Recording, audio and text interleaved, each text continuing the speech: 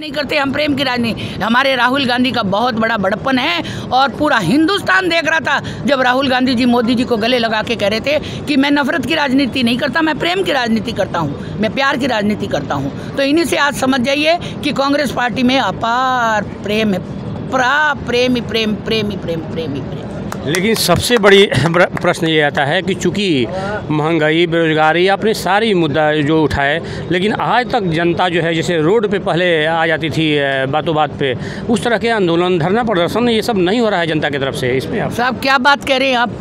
कोई रोड पे आ जाए, कोई आ जाए, तो आपने देखा था दिल्ली में किसानों का जो धरना प्रदर्शन हुआ था तो उनको किस तरीके से मारा है, 8-8 9-9 लाशें। और ये सड़कों पे कीले बिछा देना है, किसानों को आने नहीं देना, प्रदर्शन नहीं करने देना, ये इनकी नाकामी है। ये लोग फेल हैं, इसलिए ऐसा काम करते हैं। इतिहास उठा के देखिए, कभी कांग्रेस ने किया क्या? सड़कों पे किले बिछा दे के किसी भी आंदोलनकारी को हमारे आने नहीं दे, उनकी आवाज़ सुनी जाती थी, उठाई जाती थी, उस पर अमल किया जाता था। आप देखिए आज की जो स्थिति है, अब जब भारत में लोकसभा चुनाव हो रहे हैं, सब जगह हाहाकार मचा हुआ है। लोग इनको भगा रहे हैं यहाँ से कि भागो यहाँ से। इनके 15 लाख भी देख लिए और इनके अच्छे दिन भी देख लिए। इन्होंने जनता को गुमराह करने के सिवा और कुछ नहीं किया है और महंगाई आसमान में छू रही है। आप देखिए, काला धन काला धन काला धन करके ये आ तो गए। क्या होता है काला धन? इन्होंने जनता का पैसा जेब में से, जो महिलाएं बेचारी पैसा बचा बचा के अपने 500, 1000, 2000, 5000, 10,000 जो बचा बचा के अपने पति की कमाई में से रखती थी, वो तक मोदी जी ने निकलवा दिया। और मोदी जी क्या करेंगे बताइए आप? कितनी शर्म की बात है। वो बेचारी महिला कहाँ जाए? जैसा कि आप देख रहे हैं, कहीं ना कहीं लोगों में नाराज़गी है। और मैं बीकानेर की गलियों में मुझे लगता है कि पिछले 10-15 दिन से मैं घूम रहा हूं, लेकिन ऐसा जो है विरोध, ऐसा नाराज़गी पहले हमने कभी नहीं देखा था।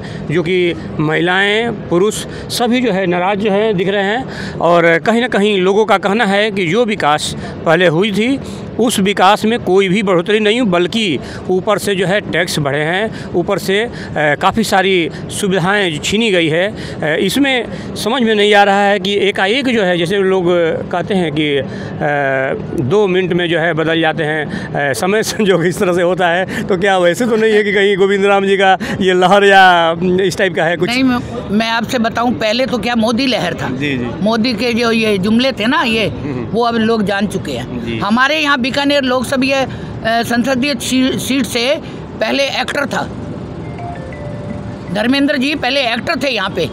उनके बेटे आए, हमारे पापा को जिता जी दिए, जनता ने उनका मान सम्मान रखा और उनको जिता के दिल्ली की संसद में भेजा। पहले एक्टर और सेकंड टाइम में कलेक्टर।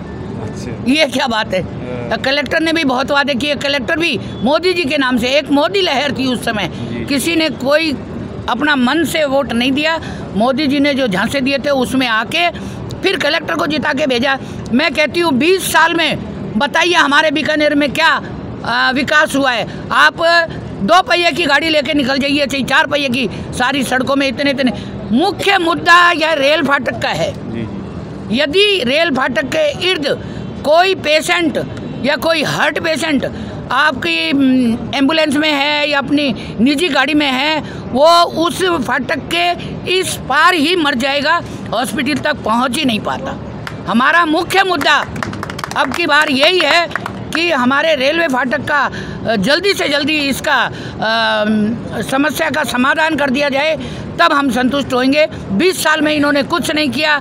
जहाँ भी मैं गई हूँ, गोविंद राम जी हमारे जो कांग्रेस के लोकसभा उम्मीदवार हैं, जितने क्षेत्र में, लूनकनसर में चली गई, खाजूवाला में चली गई, नोखा में गई, अनूपगढ़ में गई, मैं डूंगरगढ़ में गई, मैं सब जगह जाके देख लिया। हर जगह अर्जुन जी का विरोध है, हर जगह से उनको खदेड़ के गांव से बाहर निकाल दिया जा रहा है और गोविंद राम जी का स्वागत किया जा रहा है। क्योंकि गोविंद राम जी एक संघर्षशील नेता है, वो जनता के बीच रहे हुए हैं। हालांकि वो 2008 में मैंने भी खाजूवाला से MLA का चुनाव लड़ा था और गोविंद राम जी ने भी लगा। मैंने तो स्वीकार कर लिया, जनता जिसको मैंडेट देती है वो ही जीतता है, और मैंने स्वीकार कर लिया, मैंने माना। लेकिन फिर भी मैं हमेशा से कांग्रेस पार्टी और और इन सब विकास के कामों के साथ हूँ। और गोविंद राम जी ज़मीन से जुड़े हुए व्यक्ति हैं और सबका, किसानों का ले लें, चाहे शिक्षा के क्षेत्र में हो, चाहे चिकित्सा के क्षेत्र में हो, चाहे विकास के क्षेत्र में हो, उन्होंने अग्रणी भूमिका निभाई है। इसीलिए जनता अब चाहती है कि अब की बार गोविंद राम। तो गोविंद राम अगर आ जाते हैं तो क्या ये फाटक वाली समस्या है, स्वर्ण समाज में पलायनों का जो समस्या है, ये सब क्या दूर हो जाएगी? बिल्कुल होगी। ये 20 साल में ये केंद्रीय मंत्री वहाँ बैठे रहे, पीछे तालियां बजाते रहे, टेबलें थपथपाते रहे, इन्होंने 20 साल में कुछ नहीं किया। हमें 2-2.5 साल का तो समय देंगे ही, गोविंद राम जी बनेंगे तो हम निश्चित रूप से। जी, चलिए ठीक है, धन्यवाद।